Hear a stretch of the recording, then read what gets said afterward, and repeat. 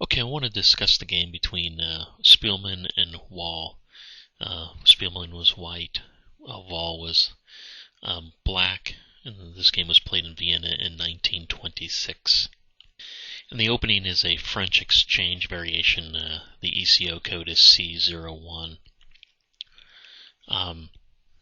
So the game started out by E4, and then black plays E6, usually the beginning of the French defense. White plays D4, and then black plays D5. So we have a typical French defense beginning, and just to cover the ideas of the French defense, white is going to defend D4. Usually white will have a kingside attack, and black is going to try to attack D4, and probably go for a queenside attack. Usually we'll attack this D4 pawn by playing moves like C5, knight C6, and then bringing the queen out, things like this. And then black continues in playing actually the what's called the classical line for the French defense, but it ends up not being a classical defense. Then black plays knight f6, continuing with the classical line, and then white makes this move, which actually leads it into the exchange variation, which is e takes d5. Now this is not a typical move. Usually the exchange variation would occur much earlier in the game. If we back up, it would occur usually if white was going to play the exchange variation, the exchange would occur right now. But sort of white plays, I don't know, a delayed exchange variation, if you want to call it that. And why did, maybe I should just say, what is the normal continuation for the classical defense? Well, instead of taking the pawn, white typically, or play could continue by bishop to g5, bishop to e7, e5, knight on f to d7, and the bishops are usually exchanged.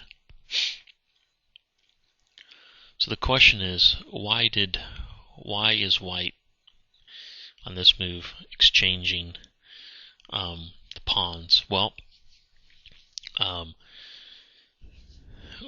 from white's point of view, two things could be going on. One, maybe he knows his opponent is very well versed in the French defense and wants to avoid the typical closed type game of the French defense and the usual lines, because this move will open up the game, and the game will lose some of the characteristics of the French defense.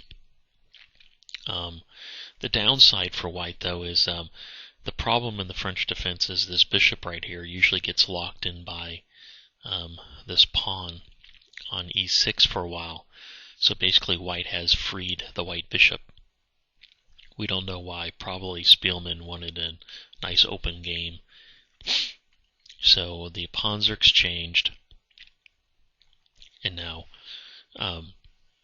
white plays bishop to g5, threatening to win this pawn right here, because if I don't know what move white, let's say black just played something like a6. Well, then if bishop takes, now we have the dilemma, because if the black retakes with the queen, this pawn here is up for grabs, and if if the bishop takes, then white has ruined black's pawn structure. So really, this move here, bishop to g5, is threatening to rather win this pawn here or to disrupt black's pawn structure. So black plays bishop to e7. So now if white takes the knight, black could just recapture the bishop, and the pawn here is still protected. White plays bishop to d3, a very typical type move in this French defense or an open position, this bishop here now eyes the f7 pawn. So it also gets so white develops a piece, preparing probably the castle king side, and is in line with its strategy of attacking the f7 pawn potentially. Black plays a knight to c6, basically now hitting this pawn right here. It's undefended, so white has to find somehow to protect that pawn. And white plays knight on g to e2. Basically, if white, just taking the move back, if white would have played knight to f3, then black could have responded by playing a bishop to g4, pinning the knight, and then the